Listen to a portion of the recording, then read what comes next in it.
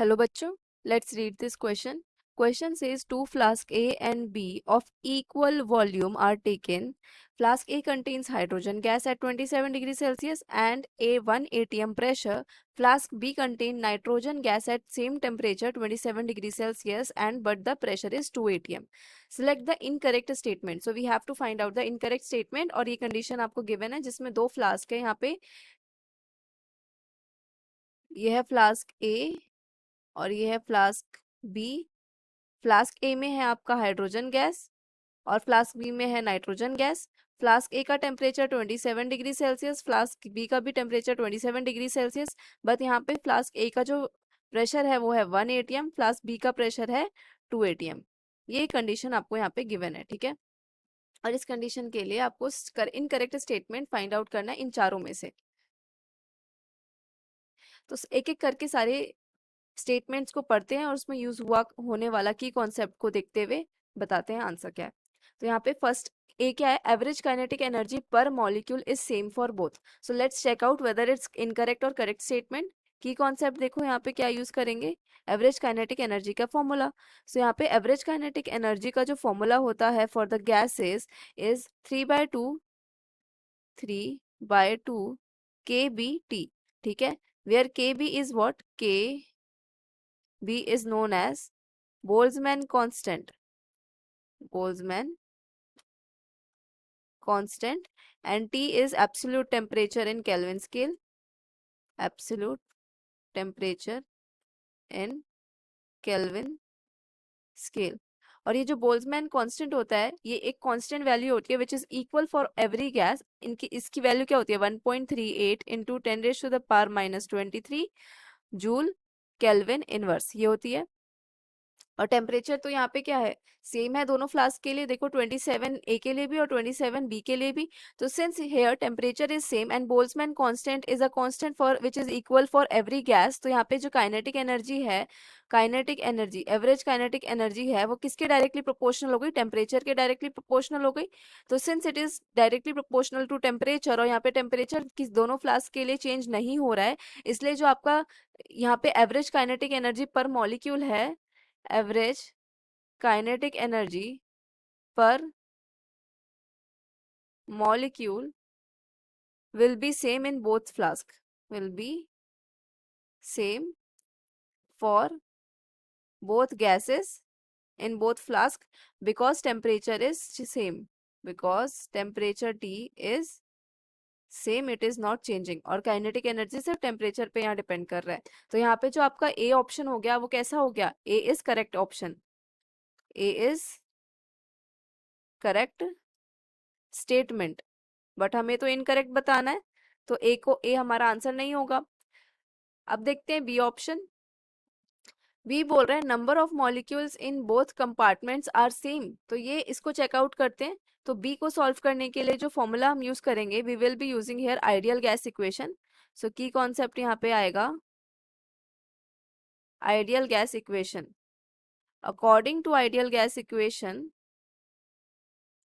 Ideal gas equation we can write PV is equals to nRT, right? और number n क्या होता है, number of moles. So number of moles क्या हो जाएगा, PV अपॉन RT. ये आ जाएगा नंबर ऑफ मोल्स. यहाँ पे P जो है क्या है, pressure. V is known as volume here. T represent कर रहा है टेम्परेचर इन केल्विन स्केल. और यहाँ पे R जो होता है वो होता है यूनिवर्सल गैस कांस्टेंट. सो यहाँ पे लिख रही हूँ मैं, R is known as universal gas constant which is constant for every gas and n represent number of moles. ठीक है. फर्दर जो नंबर ऑफ मोल्स होता है, दूसरा की कॉन्सेप्ट, जो नंबर ऑफ मोल्स n होता है उसको कैसे लिखते हैं, number of molecules divided by number of molecules divided by Avogadro's number Na. Avogadro's number Na ये भी एक कांस्टेंट वैल्यू होती है 6.022 इंटू 10⁻23 पर मोल. ठीक है, it is also constant for every gas. ठीक है. तो यहाँ पे जो नंबर ऑफ मोल्स है वो किसके डायरेक्टली प्रोपोर्शनल हो गया, नंबर ऑफ मॉलिक्यूल्स के. अब जो गिवन कंडीशन है उसको देखो, हमारा आइडियल गैस इक्वेशन क्या था, PV is equals to n R T, यानी कि n is equals to PV upon R T. यहाँ पे आपका आर तो क्या हो गया, कांस्टेंट, टेम्परेचर भी यहाँ पे चेंज नहीं हो रहा है, दोनों फ्लास्क के लिए कांस्टेंट है 27 degree Celsius. So since R T and volume, volume भी आपको क्वेश्चन में क्या बोल रहा है, equal volume are taken for both flask A and B, since R T and V are constant, V are constant, therefore what we can write, जो number of moles है वो किसके इक्वल हो जाएगा, v by R T into P के। और ये वाली टर्म पूरी क्या है, v बाय आर टी, ये पूरी क्या है आपकी कांस्टेंट है, तो यहाँ से नंबर ऑफ मोल्स किसके डायरेक्टली प्रोपोर्शनल हो गया, प्रेशर के।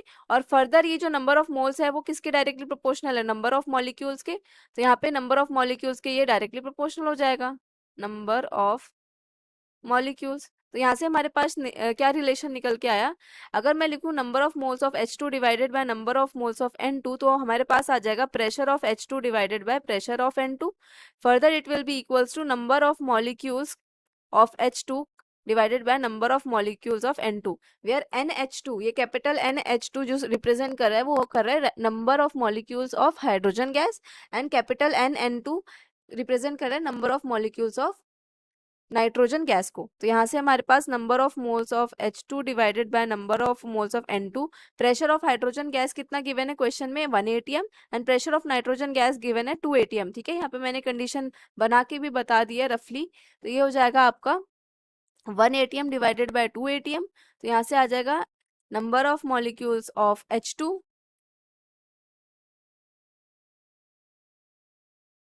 Divided by number of molecules of N2। तो हमें तो क्या बताना, किसको कंपेयर करना है, हमें मोल्स को तो कंपेयर नहीं करना, हमें कंपेयर करना है number of molecules in both compartment. तो नंबर ऑफ मॉलिक्यूल्स कितने हो जाएंगे यहाँ पे, number of molecules of hydrogen gas is equals to 2 into number of molecules of hydrogen gas is equals to number of molecules of nitrogen gas. तो मतलब कि यहाँ से क्या निकल के आया, number of molecules of nitrogen gas जो है वो डबल है किसके, number of molecules of hydrogen gas के। ठीक है, तो यहाँ से आपका क्या सा दिख रहा है, यहाँ से साफ साफ ये बात क्लियर हो रही है कि number of molecules of nitrogen gas greater than है number of molecules of hydrogen gas के, ये बात क्लियर हो रही है। बट हमारा स्टेटमेंट क्या बोल रहा है, यहाँ पे स्टेटमेंट बोल रहा है number of molecules in both compartments are same. तो ऐसा तो हो नहीं रहा, number of molecules in compartment B जो है जिसमें नाइट्रोजन गैस है उसमें ज्यादा है, in comparison to what, in comparison to the number of molecules in compartment 1. So here number of molecules are less, and here in flask B number of molecules are more, number of molecules are more। तो हमारा B statement कैसा हो गया, incorrect statement हो गया। So here B statement is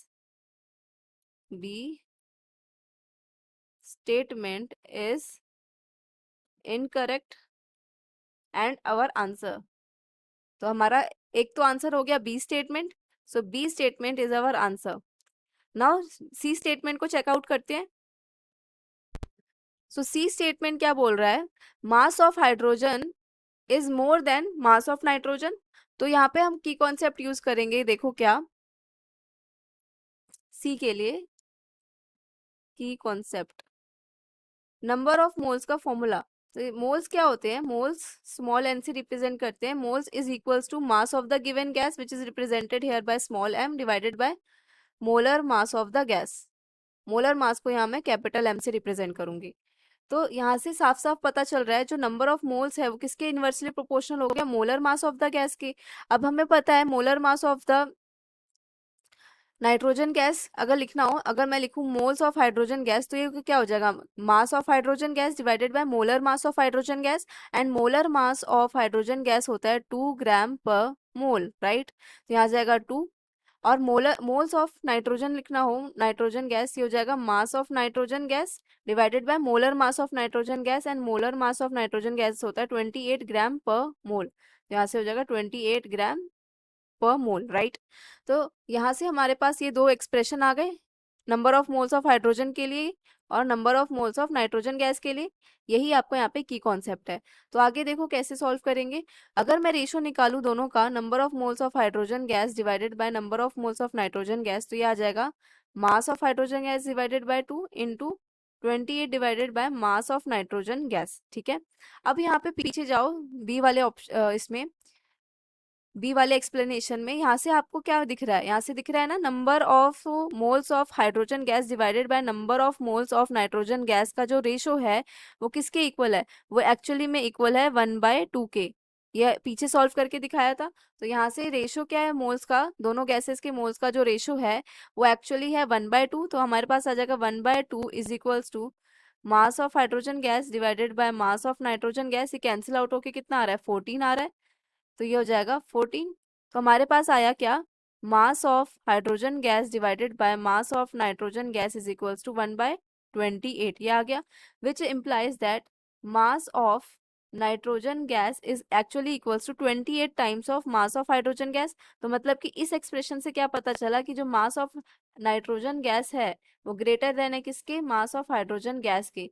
ये वाला expression हमारा पता चला कि जो गिवन कंपार्टमेंट और गिवन कंडीशन है उसके अकॉर्डिंग जो हमारा मास ऑफ नाइट्रोजन गैस है वो ग्रेटर देन है मास ऑफ हाइड्रोजन गैस के। तो यहाँ पे जो सी ऑप्शन क्या बोल रहा है, mass of hydrogen is more then the mass of nitrogen, क्या ये स्टेटमेंट सही है? जी नहीं, ये स्टेटमेंट बिल्कुल रॉन्ग है, क्योंकि हमारा यहाँ से प्रूफ हो रहा है कि मास ऑफ नाइट्रोजन ग्रेटर देन है मास ऑफ हाइड्रोजन के।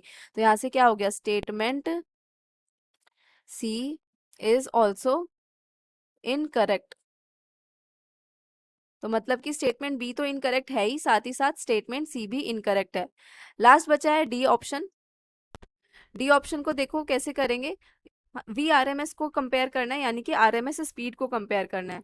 तो आर एम एस स्पीड का जो फॉर्मूला होता है यू आर एम एस, वही यहाँ पे की कॉन्सेप्ट होगा, which is 3√3 RT upon molar mass of the gas which is capital M. ये है आपका यहाँ पे key concept for the D option.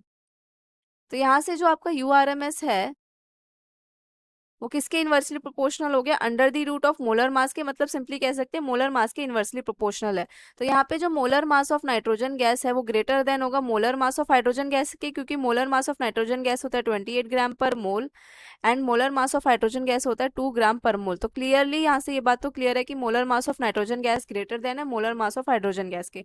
तो मतलब कि यहाँ से ये वाला की कॉन्सेप्ट यूज करते हुए इनवर्सली प्रोपोर्शनल का किसका आरएमएस स्पीड ज्यादा हो जाएगा, RMS speed of hydrogen gas greater then हो जाएगा RMS speed of nitrogen gas के। और स्टेटमेंट सी डी बोल क्या रहा है, RMS speed of nitrogen gas is greater than RMS speed of RMS speed of hydrogen gas is greater than RMS speed of nitrogen gas, which is a correct statement। तो यहाँ से हमारा जो statement D है, statement D is correct, but हमें तो incorrect select करना था, तो डी ऑप्शन हमारा सिलेक्ट नहीं होगा। तो B and C are the only incorrect options among these four.